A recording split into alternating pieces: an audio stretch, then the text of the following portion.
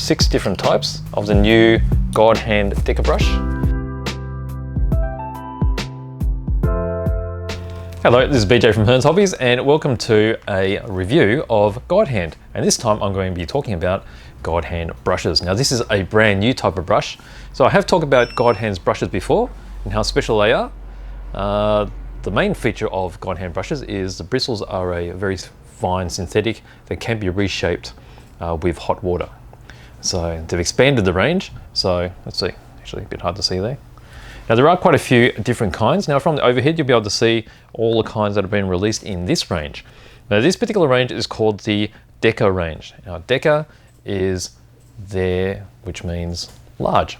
So large in Japanese is dekai, and if you say very quick or very, firmly, they just say deka. It's like a colloquial way of saying huge. So simply because they do have very big bristles on them. So they're much bigger than the biggest ones before. So here's an example of one of the acrylic series brushes with the white handle. Now that's the largest one there with the curved bristles. And you can see how much bigger and longer the bristles are on these ones. And I'll take these out of the packets and I'll show you how much difference there is too. Now they're easier to recognize because they have clear handles on them. And they are a sort of stubby type of brush, which I quite like. They have a broad and a shortish type handle. Quite comfortable when you're holding, and also when you're holding in a more traditional style like this. More like a regular pen. Okay, let us have a closer look. So I've got some which I've actually unpacked. Let's move this over here. So these are the unpacked ones right here. Okay, so there's 6 in the range. Now let's focus on some of these. Okay, so this is a flat. You've got a broad flat. There is an angled. And then there's a large curved. A large point or round. And then a fine round and very long. So quite often this is what we'll call a liner. Okay, so let's have a look here. Let me just zoom in on those, this will be easier to see.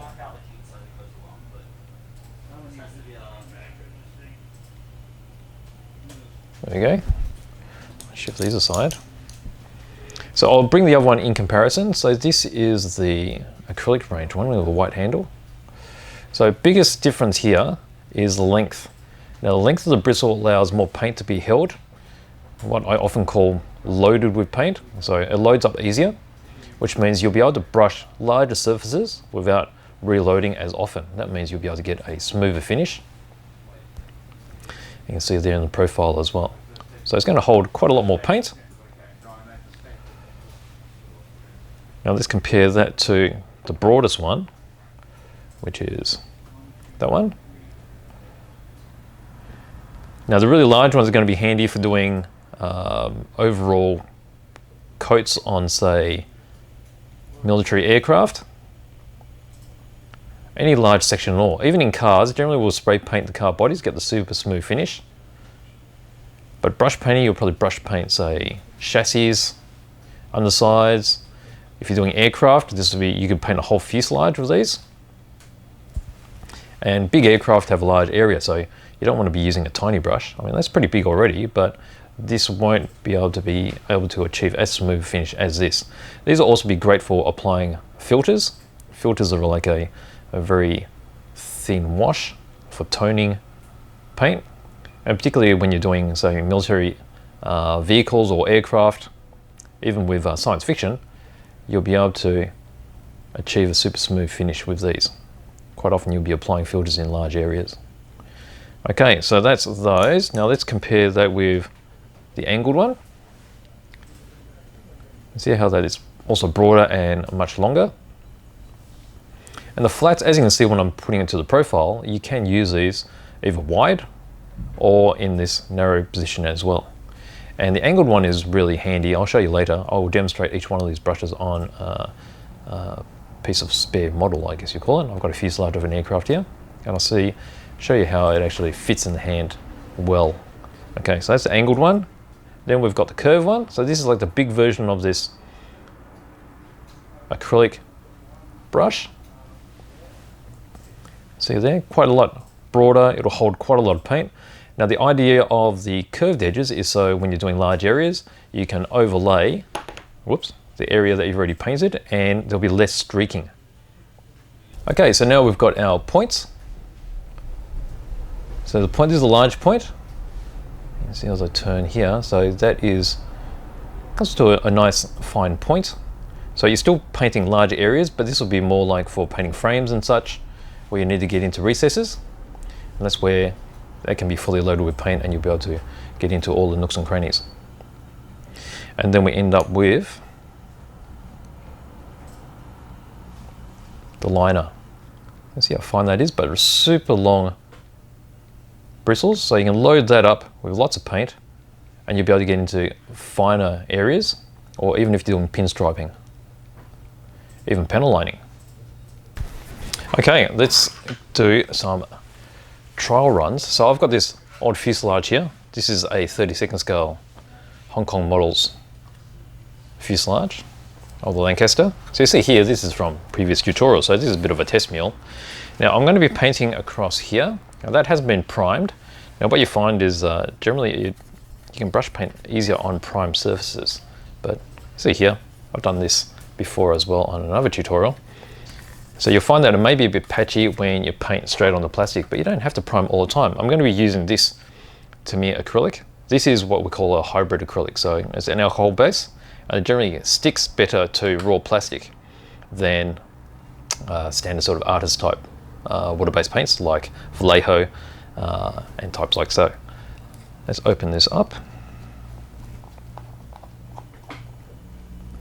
Okay, so this is a matte black. This should give you a good demonstration because as it dries it will go a flat color. You can see here, this is the broadest one I have. And what I'm going to do is we'll load it up with some paint. Dip off the excess here in the cap. Wipe off there. Alright, so let's see what this is going to look like. Now, let me see if I can make sure I've got enough room to show all the different site types. I'm just going to drag it across here. Okay, so you can see how that's applied, and then as I turn it around, so this is what it's going to be like with the sharp edge. Okay, so that's a broad one. Okay, and so I'll just wash that off in some water. Okay, let's move on to the next one. Let's go on to this one here. This one's a slightly narrower brush.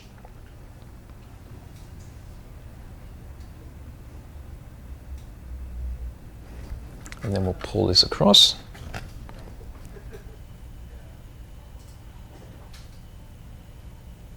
And then here's the edge.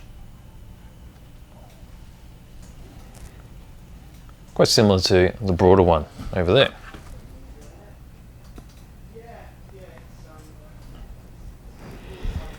Okay, next we'll use the angled one. Okay, so the angled one, you will be holding it at a slightly different angle as such, obviously.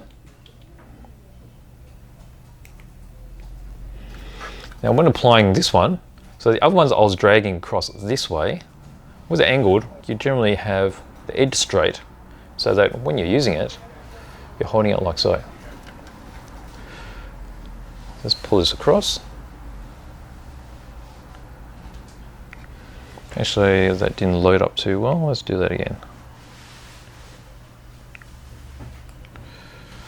Drag this across here. There we go.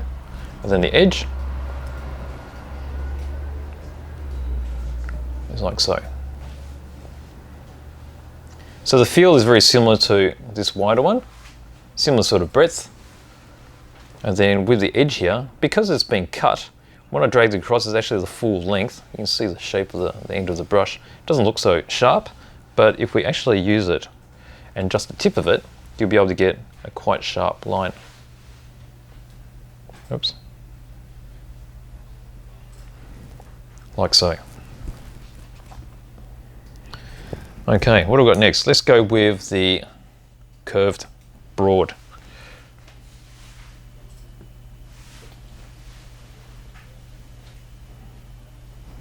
Okay, so broad, as you apply it,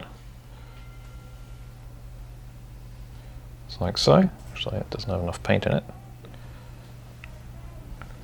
Let's just do this.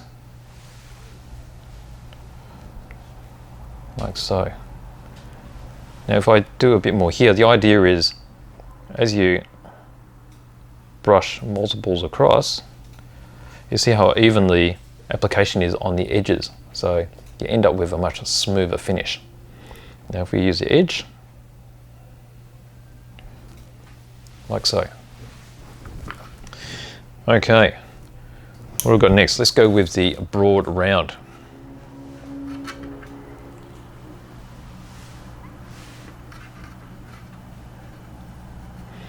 Okay, I think I've left myself enough room.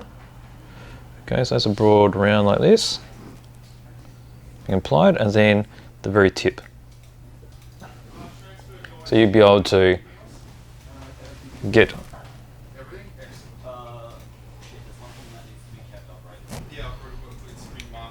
okay, and then we're left with the liner. Okay.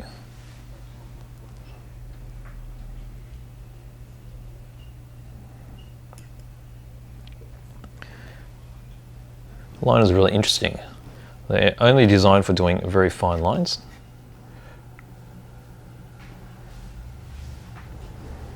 Like so. And that's just loaded up once. You can see how many lines I can put in. And you can imagine if this had wash in it, how many panel lines you can do. Okay, so there's the 6 different types of the new Godhand Deka brush. Now let me just do a quick zoom in. So we're going to start off. That is the broad, with the edge of the broad. The narrower flat with the edge. This is the angled with the edge. So this is the edge totally flat on, and then that's the tip. This is the rounded edge, and the rounded edge put over each other, so you can see how it becomes more even. That is it on the very point.